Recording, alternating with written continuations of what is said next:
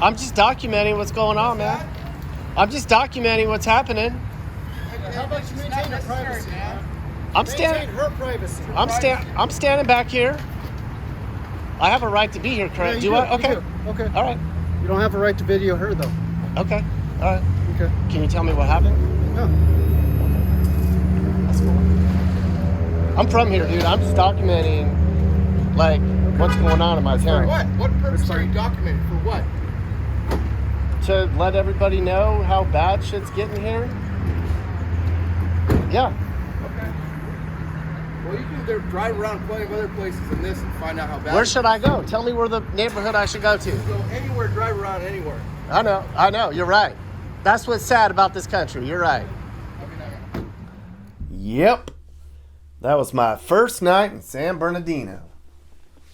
I was kind of surprised, but not really. I mean, you see stuff like this all the time here. I just didn't think I'd see it driving around after only 30 minutes, my first night in town. I was just cruising around at night on the west side of town for two reasons. I was bored. To be honest, there's not really a lot to do here anymore that's not drinking or getting high. And you guys are always saying, Nick, you should drive around these bad hoods at night, because that's where the real action is. We want to see that. Are you scared or something? No, I am not scared. It's just that I don't have a super professional camera, and I'm trying to navigate and record at the same time. It's kind of hard to see at night, as you can tell. I bet none of you would drive into these hoods, much less stick a damn camera out your window at night in them. Driving around the hoods at night in San Bernardino, and anything could happen right now. Somebody could get shot. Somebody could shoot you. Somebody could throw something at you. Might be a fist fight. Might come across a party. You just never know. Right now I am in the middle of the worst part of San Bernardino, kind of south central-ish, right in the heart of where all the gangs and lowlifes hang out. I don't want anything to happen, but I kind of want something to happen so I could show you people. In case you didn't know, the Dirty Dino is now the most dangerous place in California. It's official! According to a recent report, San Bernardino is now more dangerous than Oakland now for crimes versus the population size. Of course, I'm from here, and I knew it was bad. But number one, you may remember San Bernardino was the murder capital of the country for a stretch back in the mid-90s, back when I was still in high school. Probably the most dangerous place that a lot of you have never heard of before. It is bad, bad, bad. I've done a few videos on San Bernardino before, but I haven't really shown you guys the hoods or talked about the crime. Just about everything I showed before was homeless shit. And there's going to be a lot of that in this video too. So stick around for that, you sickos. But the questions are, how bad are things here now for crime? Why are they bad? And what's the solution? Well, I'll answer the last part right now. There is no solution. The city is wrecked and beyond repair. The cops aren't even around to fix anything anymore. I came down here to see if I could talk to a officer about the crime here. And guess what? Closed. What the hell? It's not like it's a Sunday. It's Friday afternoon. This is when all the shit goes down. Yep, that really happened. That was on day 5.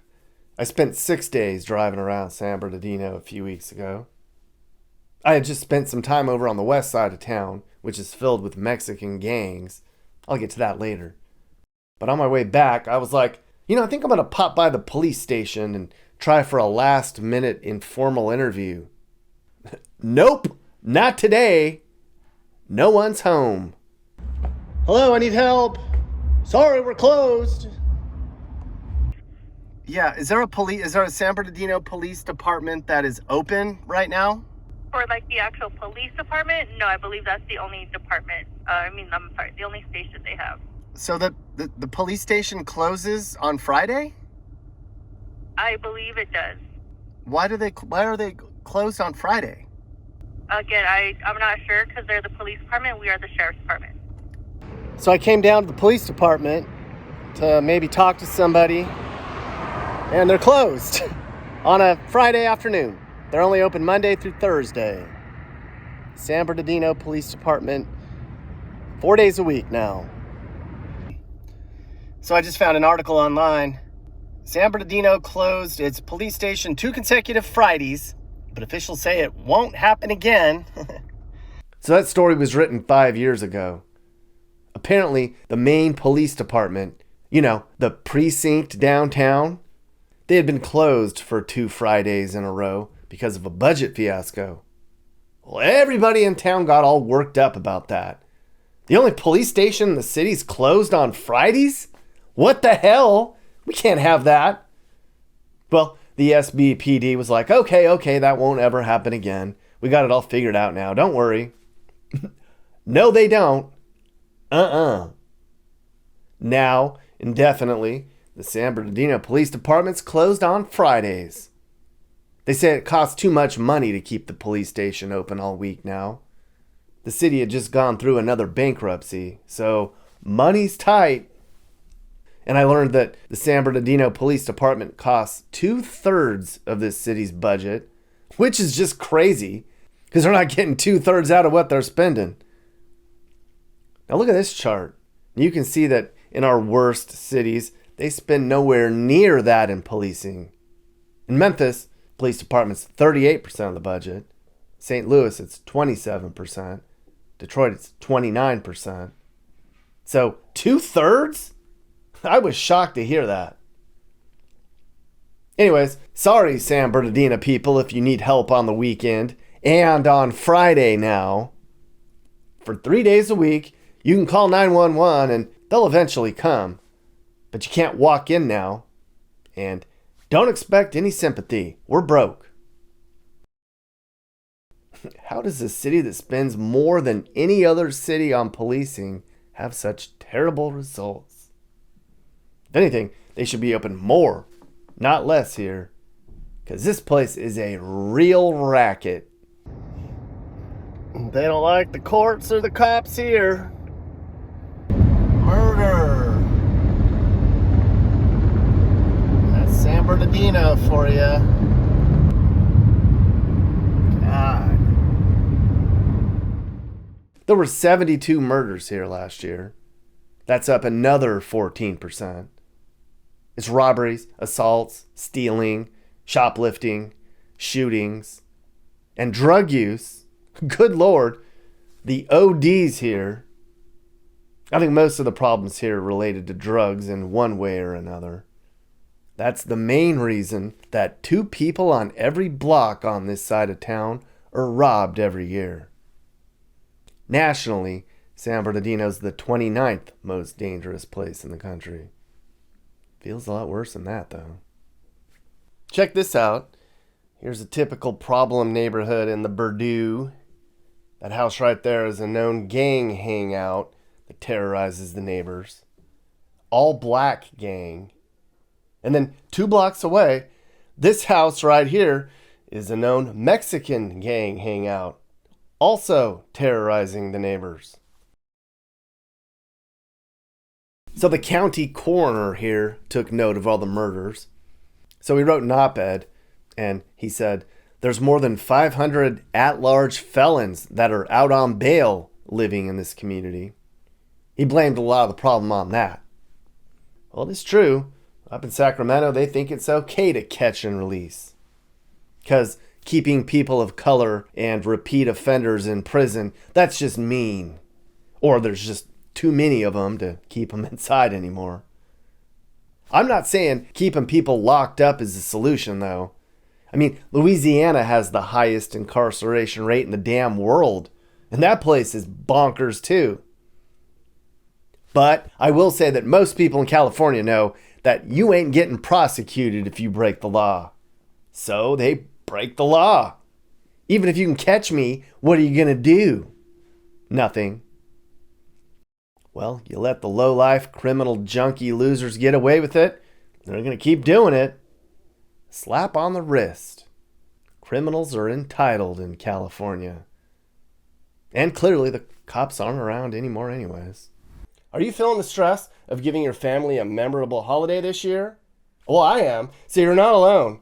Prices are higher than ever, so a lot of us are maxing out our credit cards. Well, now's the perfect time to take control of your finances and start paying that debt off. If you're a homeowner, American Financing can help you unlock the equity of your house and start saving today. Their customers save $800 a month on average. Just imagine what that could mean for your family.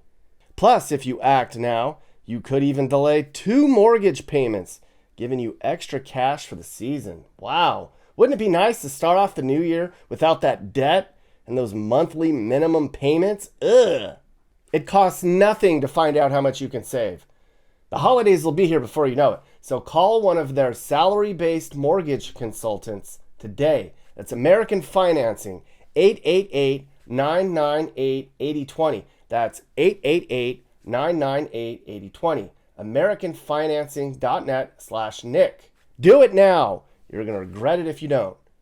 And now back to the video. That's the first cop I've seen all day, except for the raids. It's also the leadership here in San Bernardino. Corruption, bribery, embezzlement, incompetence, indifference. You kind of just let it get this way and people get used to it. It doesn't matter what political party you support in this country, though. Most people in office, they don't give a shit anymore. It's all about them. And then you got to blame ourselves. We're not doing anything about it. We're just letting it get worse. We complain on Facebook, but nothing ever changes. So we just hide in our houses and try to live our lives the best way we can. You'll meet a community activist later in the video, and he'll also point out that the lack of black men in households is a big part of all this. Anyways, what's happening here in my hometowns, happening in your town too, or it's coming. We're bringing our own country down, and it starts in our inner cities. Now, it's not like they're not trying with the resources they have here. There's a lot of good cops here, and the San Bernardino Sheriff's Department and other agencies are pretty aggressive at times. I know this firsthand. Let me show you what happened the second day I was here. So this is me on the corner of Waterman and 9th, setting up a drone shot. Now, I'm not really ever scared or nervous about going places, but this was kind of a big deal. I had just got this drone a week before, and I'd only really flown it like 3 times. And there were crackheads and homeless people and weirdos all standing around down here. I was like, let me get through this. You know the area, 9th and Waterman's a real shit show. I mean, the worst of the worst are on this intersection. The bums and junkies, the gangbangers, drug dealers, the hoes, and just about everybody else who makes this place miserable all seem to gather in this general part of town. So I had the drone up, one eye on the drone and one eye looking behind my back at all the weirdos and junkies gathering. And then a helicopter went by. I was like, oh shit. I mean, it was so low, it grounded my drone. Like, the drone was like, beep, beep, beep, helicopter nearby, coming in for a landing. It almost landed on a homeless camp. I was like, what? I just got this damn thing. Then I went and grabbed my drone, and I was like, you know, I should go probably see what the hell's going on. That chopper's been circling for a long time over there. So it's 9:30 in the morning, and we already have 40 Kings circling overhead. Last night, about 9 o'clock down here, somebody got shot. This guy's not even aware they're even looking for anybody. There's a helicopter circling overhead, and that guy's asleep. You know what they're looking for? What? I don't know. I'm asking. Just another day in San Bernardino. San Bernardino.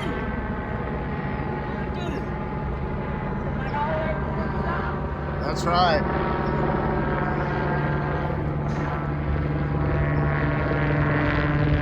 That lady's like, always something going on in San Bernardino.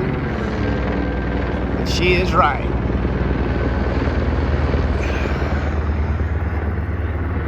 They've been up there a while. They've been up there for a while? Yeah. Is that gunshots up there? I just saw some people running. Turns out those weren't gunshots. It was a raid, a flashbang. Just my luck. 2 blocks away.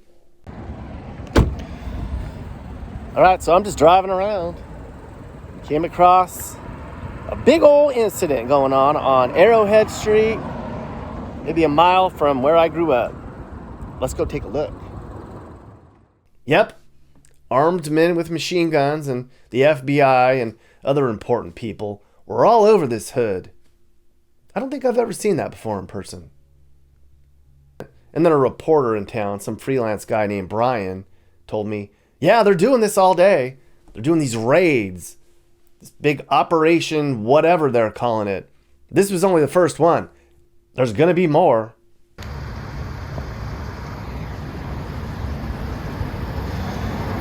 What happened? There was a bad guy. He was doing bad things. Did you get him? We got him. Good, He's okay. Nobody's injured, so it worked out well. good. Keep up the good work. Okay, thank you. You have a good day, sir. All right, man. The bad guy is captured. People going in with choppers and a bunch of men arresting people, taking them down. ATF, FBI, I don't know. This is just fucking crazy. And the guy just told me that there's gonna be 3 more today. So this is gonna be a fun day in San Bernardino. And I'm gonna see if I can find another one. As soon as I see some choppers circling, I'm gonna go there. Back to you from San Bernardino. What the fuck? It was just chaos in San Bernardino that first morning. At one point, a big armored vehicle drove by with another bunch of cops in the back with machine guns. It literally looked like a war zone that morning, with all the armed men and military vehicles and helicopters flying around. Just my luck. Holy shit. A damn tank. This, I guess I picked the right day. This is not normal, even for San Bernardino. More helicopters. I tell you what, this actually might be the safest day to be driving around the hoods. They're not gonna come out when there's armored vehicles and helicopters flying around all day. They're hiding. This is great. Driving through gangland right now with, I feel like I have my own protection and backup. Look at all the people outside like, oh shit, what's going on? What's going on?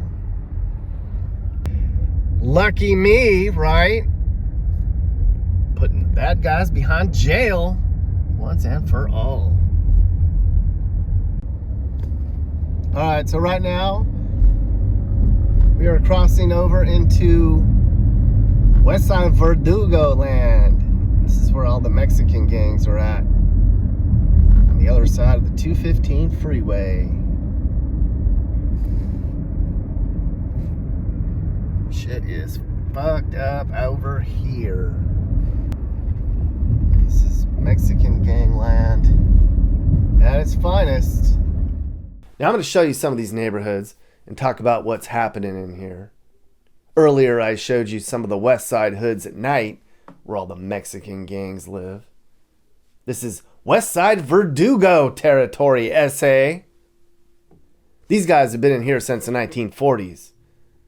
The Chicanos here hold the largest turf of all Latino gangs in the entire valley. They go by lots of names. The Calle Siete Locos, Sir Crazy Ones, the Torpedos. They're very territorial, and they establish turf to distribute drugs. And for extortion, and robberies, and murder. And there's a lot of Mexican cartels in here too. And somehow the Mexican mafia is involved in all this too. Anyways, the west side of San Bernardino is pretty much all Mexicans, and it is rough, and it is dangerous. There's more than 1,000 Mexican gang members in this part of town that they know of. It's like a damn little mini cartel fortress. This is the projects. This hood is pretty bad. We're on the west side, practically in Colton. You do not want to be in here at night. Hell no. I don't know if I've even been over here before.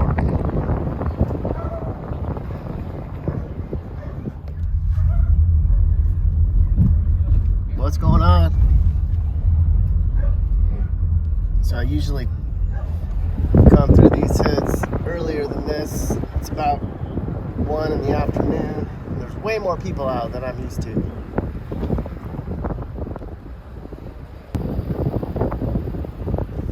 Alright, put that in the car. Quite a few people are looking. And I don't look like I'm buying pot with the camera.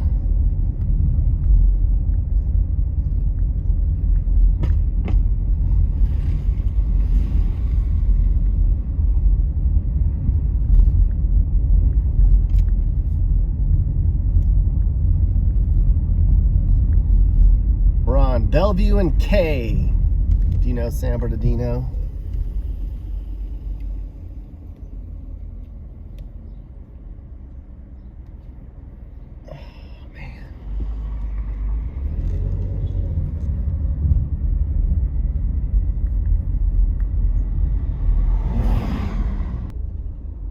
Thing about San Bernardino is there's just no options for good jobs. A lot of these kids grow up and there's no culture of success, so they gangbang, get in trouble, sell drugs. That's it. And it's been like that for a long, long time. Baseline and L. I bet just about everybody that lives in San Bernardino on the north end has never been to the corner of Baseline and L. At least not for long. This is no man's land, mister.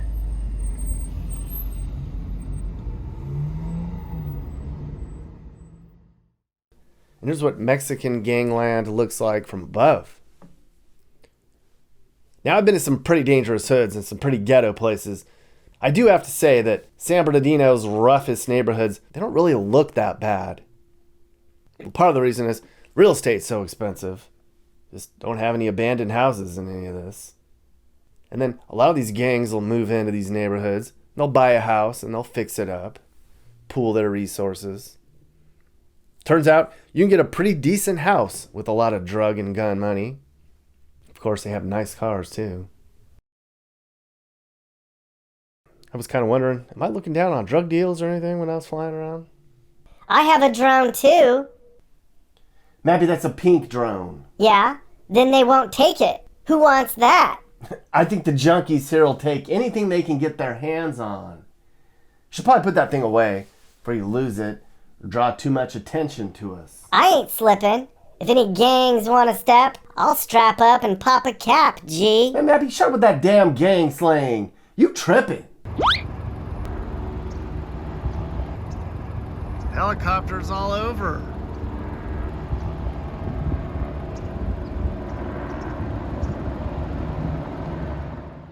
There's a lot more than just West Side Mexican gangland. I went into Crip territory and Blood territory and a bunch of other territories too. I mean, you can't avoid them. Look at this map. More than half of San Bernardino is ruled by gangs. Some are big and some are small. I wouldn't call them small to their face, though.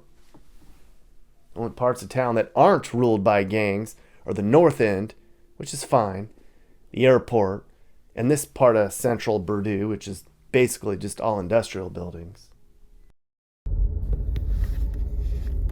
Okay, where we are now is home to the California Garden Crips, CGC, Cripland.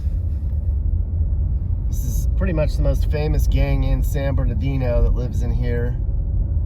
They got up to 200 members. There's 12-year-old kids, 14-year-old kids in this gang.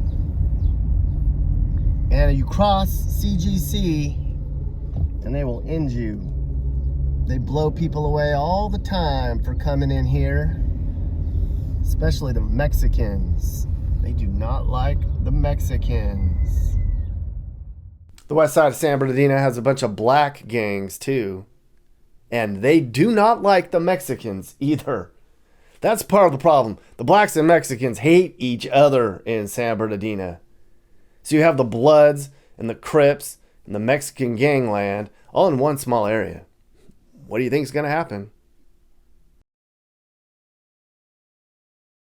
Where I am right now is where the California Garden Crips live. They are ruthless.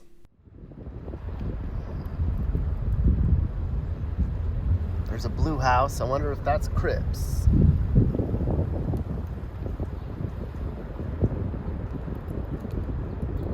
I see a guy up ahead, so I'm going to put the camera down so I don't get shot at.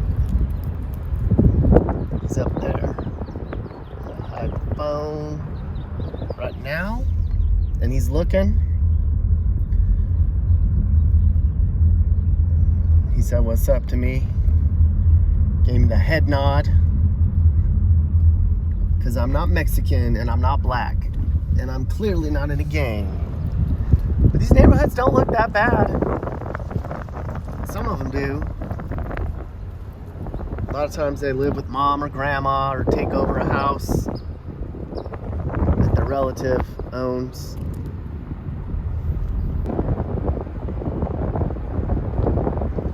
One thing you'll notice is these cars are pretty nice. Nicer than my car. Gangsters be rolling deep.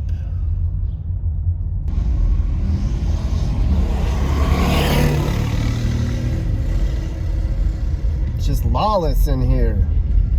Do whatever you want. A lot of these gangs here got their start in San Bernardino in the 80s. A lot of people left LA and they came here to establish virgin turf. And it's a lot of turf too. San Bernardino County is bigger than 9 entire states.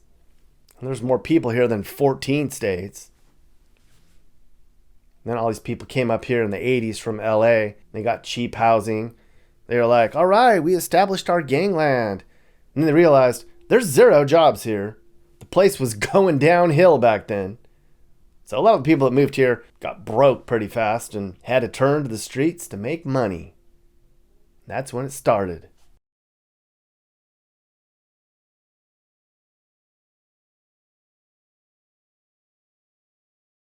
I drove around Cripland for a while and I tried getting people to talk to me. Nobody would. They had a lot to say, but they were like, don't show my face on this shit. Well, I pulled over. Oh. Hey, what's going on? Alright. You might be able to random people around. Yeah, I tried. They're going to a funeral. They're like, go to the church, they'll talk to you, but I don't know. The pastors are in the church, obviously. All right, well, thank you. Alrighty, no problem. Is this like a bad area? Not that I know. Yeah, I know. Yeah, I've been working for years, but it's not bad. there's bad areas there. I know. That's sad. Thank you. Oh, that's getting bad too. They say that, but I like it. It's just who you hang with, that's all. Exactly. Thank you. Oh. Hey, what's going on, man? I was just talking to her. I'm doing a little documentary on the crime in San Bernardino. And I'm just interviewing people real quick about how bad it is and what the solutions might be? I'm good, bro. I can't talk to you? Nah, I'm good. I'm straight. I'm good. Okay. Is this a bad part of town? It's the projects, yeah. Is the projects? Yeah. Is this like gang? It's, yeah, I mean, I don't know. They just came out of service. They over there in the parking lot. You might want to go. I did. They said they're going to a funeral. They're like, we ain't got time for that. Some old lady died or something. Yeah, I don't know, bro. My fault. I can't help you, bro. All right. All right, that guy ain't gonna talk to me.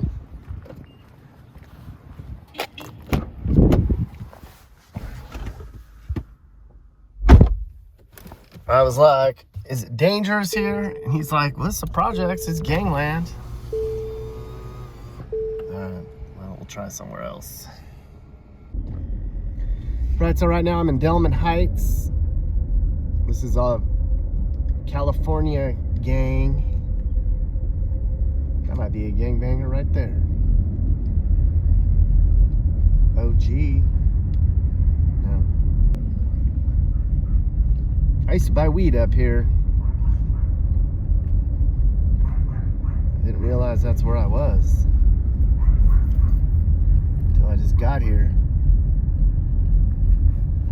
And then we have up here on the northwest end of town. It's where the Delman Heights Bloods live. There's Bloods all over San Bernardino, but this is where one of the main areas is. These guys are into the same thing. Selling drugs, shooting people, robbing people, being assholes. All that enthusiasm could be put to better use, but it is not. It actually doesn't feel too bad in here. Kind of reminds me of the old days. Growing up around here, you could walk around and everything was fine.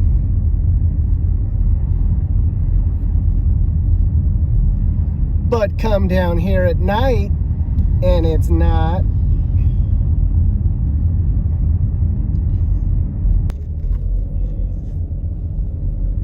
Anyways, this is where the Bloods live. And the only people I've seen out are Mexican. So all the brothers must be inside playing Xbox or smoking dope. I'm glad they're not out. Believe me, I don't need any trouble.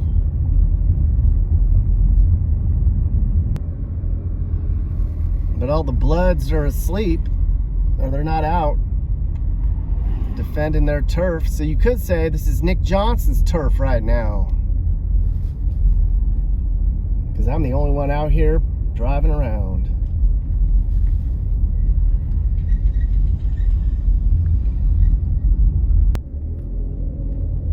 Anyways, that's what it looks like in Bloodland.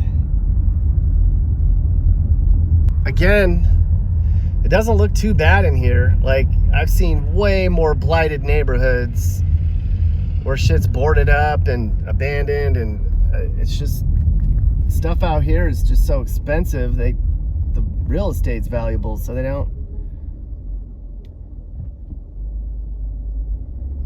leave anything abandoned. Somebody will swoop in and buy it. It doesn't look pretty, but stuff on this street's probably 400 grand.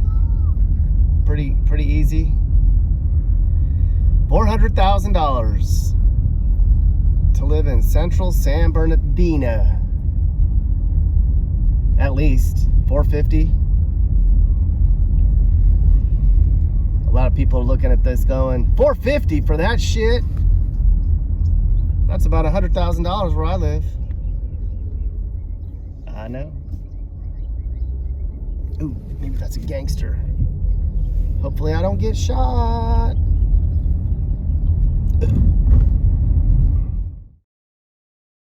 Delman Heights butts up against Muscoy, which is another poor Hispanic community. There's some super nice people up here. Muscoy's actually chill, and there's gangbanging and stuff going on up here. Everybody down here is really super nice. Poor, but humble, hardworking. And I'm sure they're nervous with all the black gangbangers nearby. Feels like Mexico in Muscoy. Always has.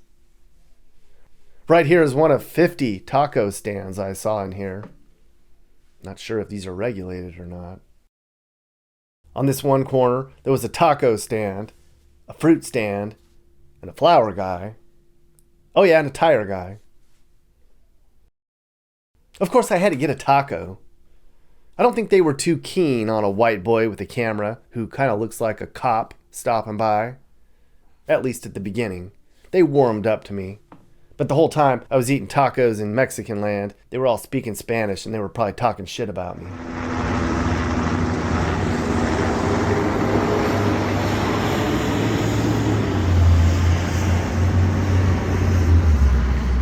More action. Okay, so back to these raids. Remember the first one I showed you earlier? Well, that was a big deal. And I wanted to see more. So as I was driving around all the gangland neighborhoods that day, I was watching the police chopper go back and forth across the valley the entire day. And I was wondering, where's the next raid going to be? I can tell where they're going. So I have this app that's pretty useful. It's called Flight Radar. You can use it to see all the activity in the sky. So I kept tracking this helicopter and their flight pattern. Look at that. Just back and forth. Like a shark looking for a victim.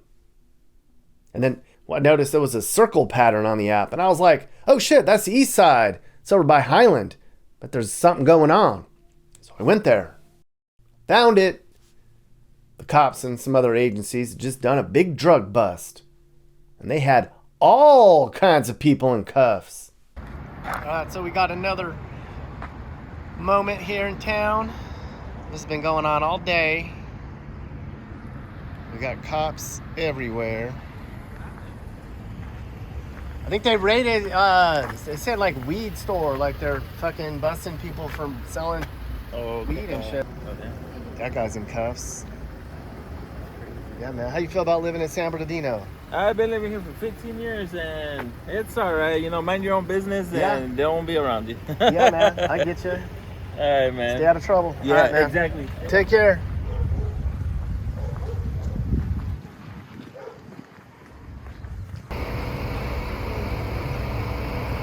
Just another day in San Bernardino.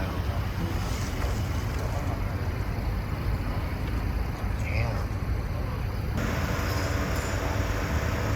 Too bad, sucker. San Bernardino's cops are fighting back. Keeping the drugs off the streets. I talked to people standing around. There must have been 100 people looking. This is kind of in a bad neighborhood. They were like, damn, I live right next door. I had no idea there was a big drug distribution center right there. Man, my kids walk right past that every day on the way to school.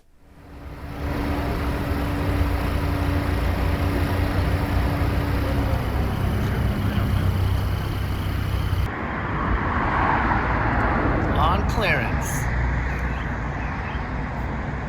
What in the hell? Come get your tent.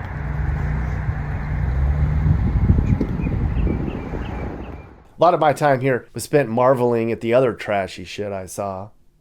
Half the town is just ruined. Downtown.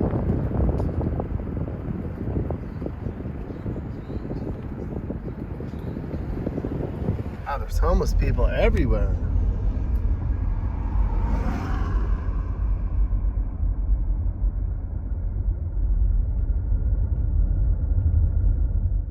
I saw homeless camps along vacant lots in the middle of town. Look at this. People camped out with fires like they were in the damn mountains. The whole block smelled like piss and poop and whatever else. There was trash on the streets and thieves circling the area on their bikes. Did not feel like the United States. Or maybe it did. Welcome to San Bernardino. As you enter town, you're greeted with the Crackhead Hotel and bums everywhere.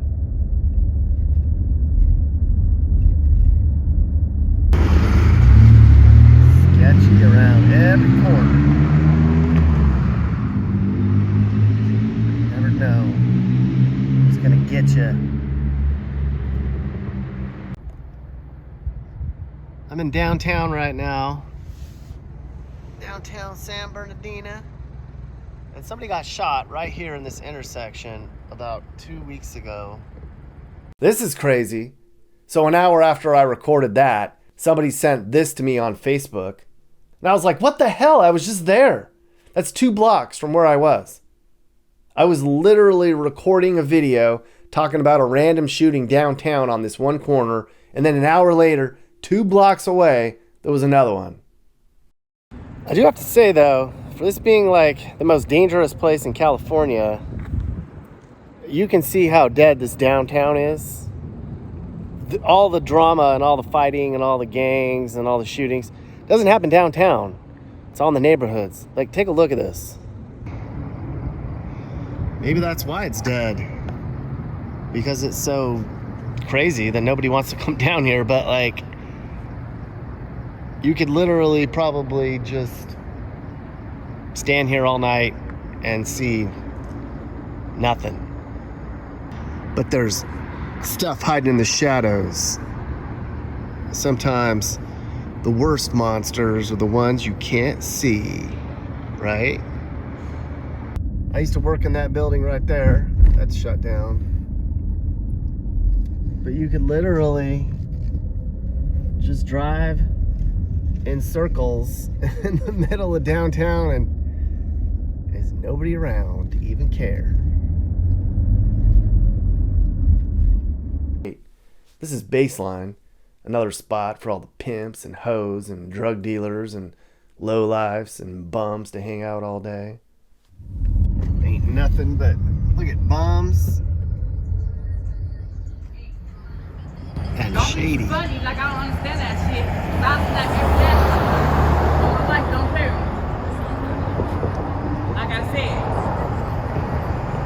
Ooh, she's pissed at somebody. I don't know if you saw that, but she said, I ain't playing. Don't play me like that. I think somebody tried to offer her some money or drugs that she didn't want. So I got a TC. Oh, hey, that's right in front of the thrift store that was selling the tent on clearance the other day.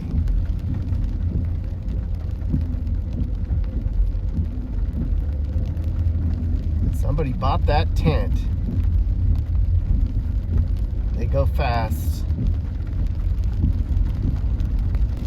But yeah, the rain kind of makes the place smell better.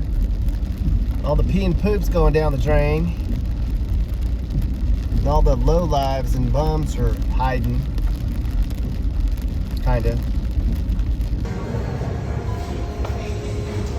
All the socks locked up at the Walmart.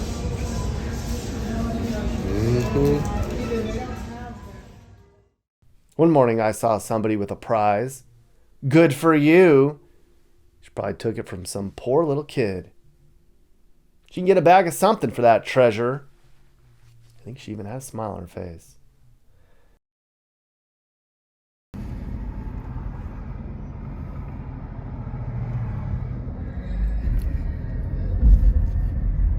Junkie Lowlife Bum Central. 9th and Waterman.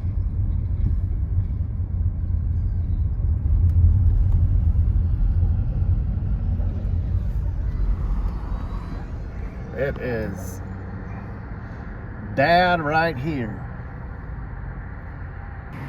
I'm in here at Starbucks and it smells like shit out here. I asked the guy inside, what's that smell? And he's like, that San Bernardino you're smelling. Yeah.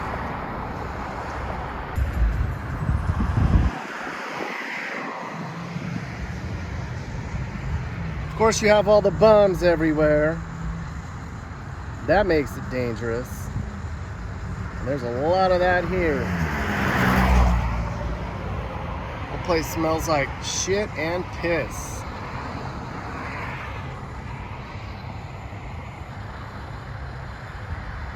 Tents all over.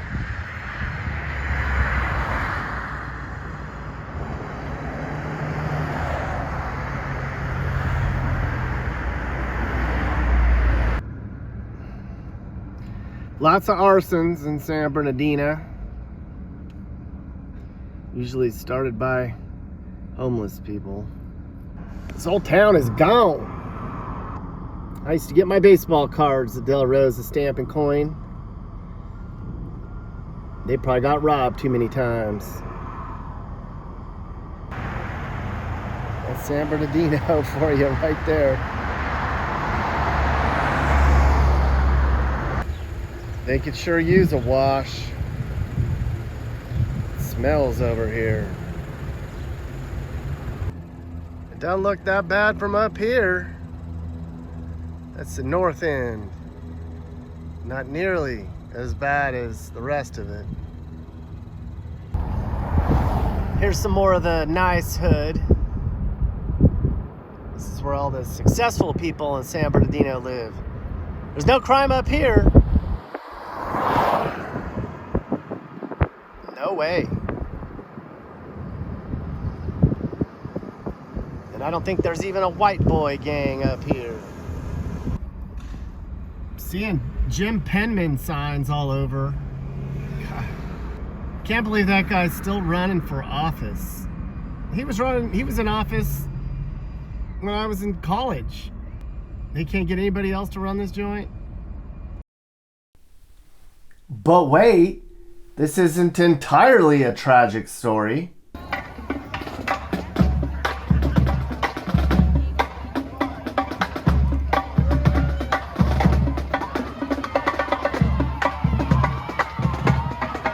On my final day in town, I saw something that made me feel kind of good inside.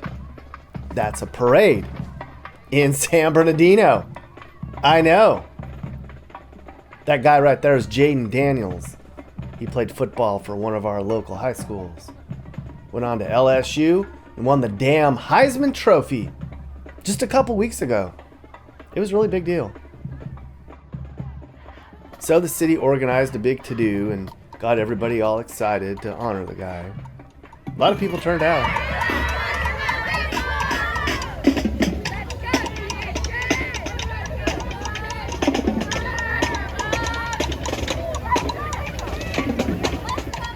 For a day, San Bernardino had something to celebrate. All the inner city kids had hope. Parents were proud. The cops and teachers and everyone was smiling. People were outside and not having to worry about getting shot or robbed. It was a good day. Probably one of the nicest days San Bernardino would see that year. Good for them. The city needs more of this. Goes to show you that even the most dreadful place can show some life.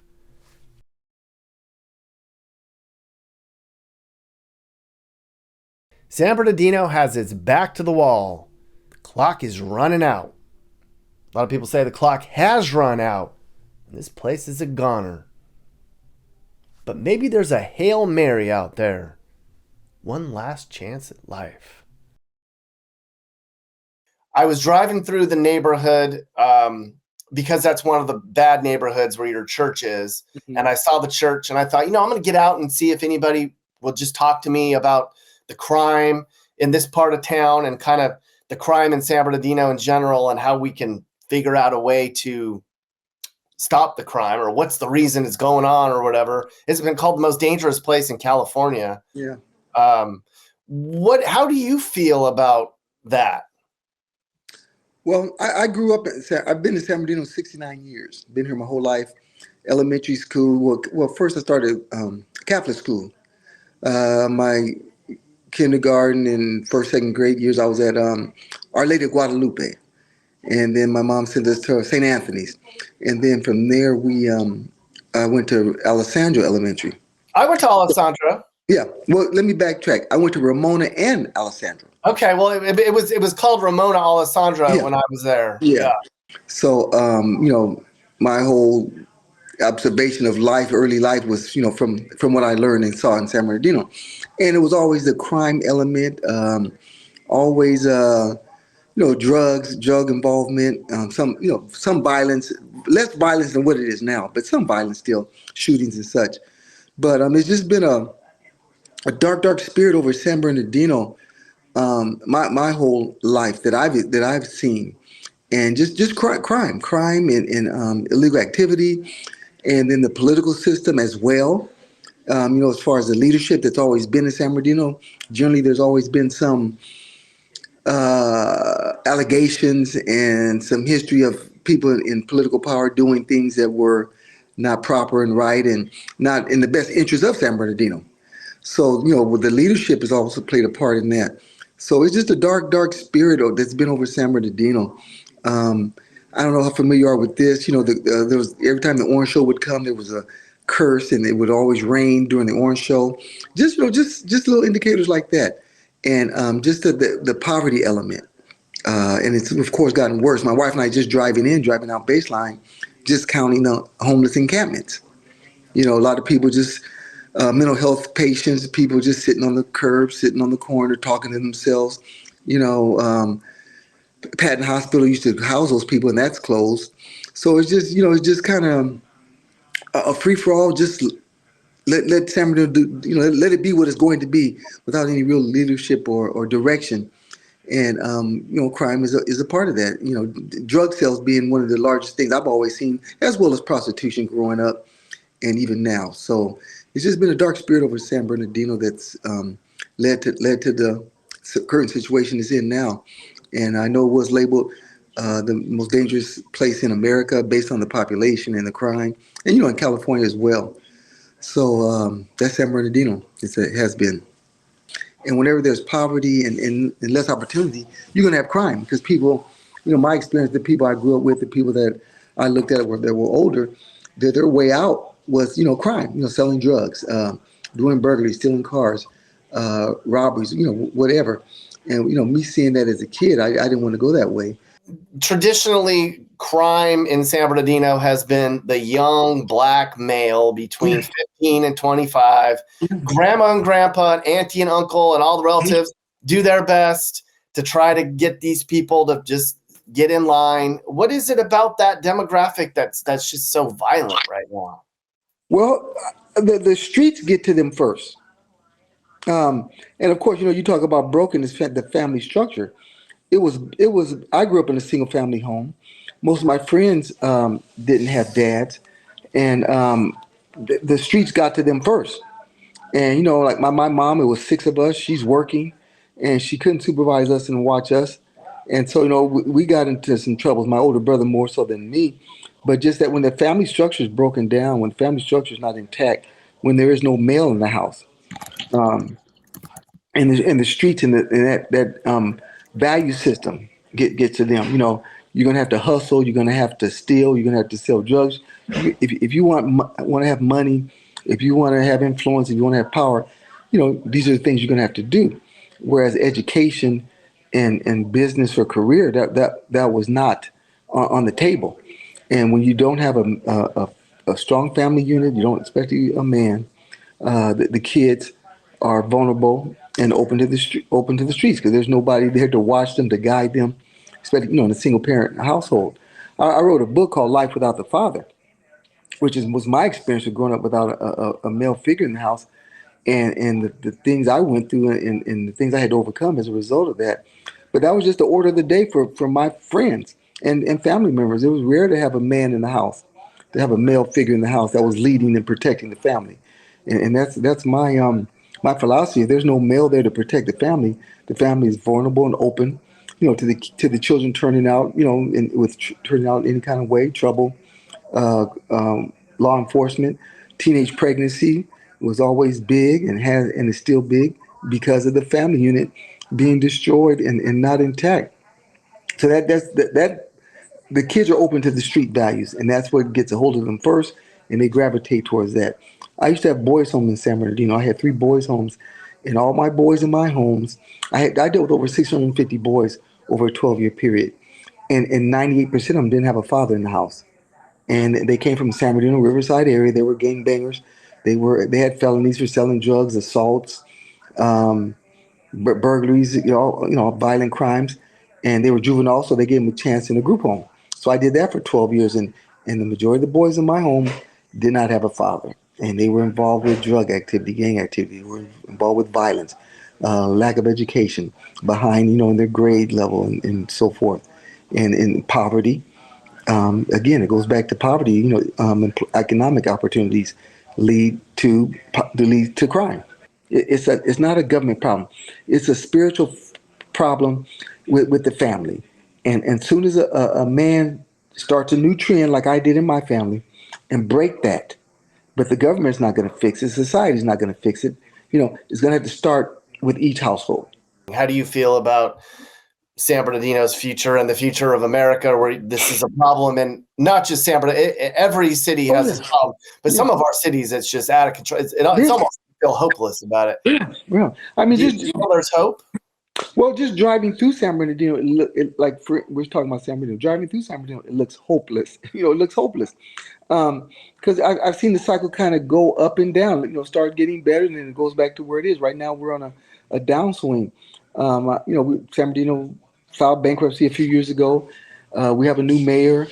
If you were mayor of San Bernardino, you wouldn't be able to bring religion into politics. What would be one thing that you would do that you think would help bring the family structure back, or at least kind of turn that around for all the broken homes in town, to kind of put an end to all this? If there was some incentive in some way to get these families together, to get these men, we have a kinship program here that we run at the church, and I'm involved heavily in San Bernardino County in certain things, and they're always reaching out, they're trying to get back in contact with the dads, the fathers. They know how important the father is, and the father had been left out of the welfare system. He kind of been left out because they couldn't get benefits and resources if there's a man in the house.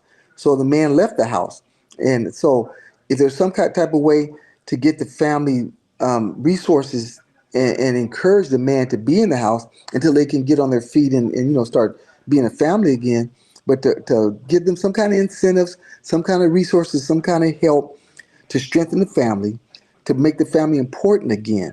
I thought about running for mayor. I've been asked several times by some people, why don't you run for mayor? But I knew that I'd have to run on a platform of righteousness and godliness, not religion, because I'm not religious. I don't do religion.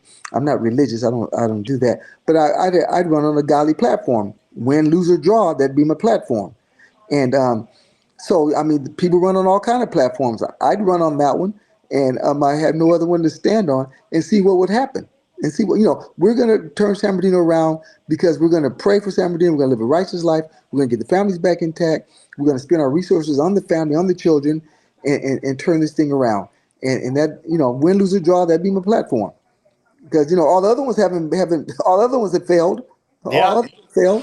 So I'd run on the platform of the gospel message and appeal to the people with that. Yeah, you're right. You got nothing to lose, man. Because nothing else has worked. Nothing else is working or has worked. You get all the politicians, and you get political talk. You get political ideals and ideas and promises, and they haven't worked, and they're not gonna work. And really, because the motivation isn't there to help people. The motivation there is to get reelected, to get your political platform established and on top. Democrats are right, Republicans are right. None of them are right, because everything is broken and wrong right now. We need a new platform.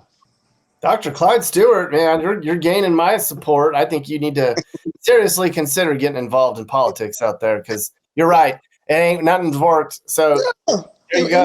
Why act like it's going to work? Why act like somebody's going to change things and fix things? I'm 69 years old. It would have been fixed by now. Yeah. Well, that's exactly that. That's how Trump got elected the first time. He said, "I'm not a politician. I don't care about that. You're not a politician." Maybe that would help. I don't know. Yeah. I think you should think about it more and run on your platform, and you got nothing to lose, man. Yeah. And that's what his appeal was, that he's not a politician, because everybody knows what politicians stand for and how they have to move. They have to move. They have to move like that if they're going to win and be a politician. That could be on your yard sign. I'm not a politician. Not a politician. Dr. Stewart. You'd have about half the town would be like, I don't care. Like, it sounds good to me. I'm open for it, but I had to be led into that, and who knows, me having this conversation with you might be a part of that leading. Yeah. Never know. I'm open to whatever he wants to do. Yeah.